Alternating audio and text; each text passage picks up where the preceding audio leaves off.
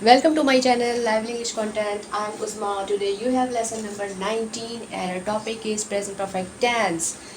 Whenever we show that we have done anything or any work, we use this tense. If you say that I have cooked or you have cooked before a while, so you use present perfect tense.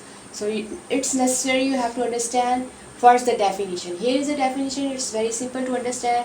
Like present perfect tense is used to state an action that completed at some point in past, in recent but not a very long time ago. It means that you have done an action, such action which you have done before a while.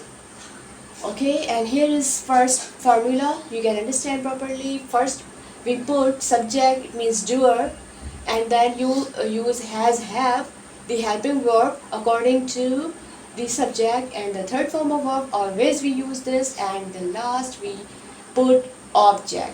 Here is example you can understand, like positive sentence, he has gone to America.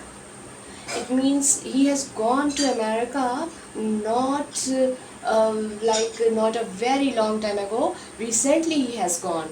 Okay, and the negative tells he has not gone to America.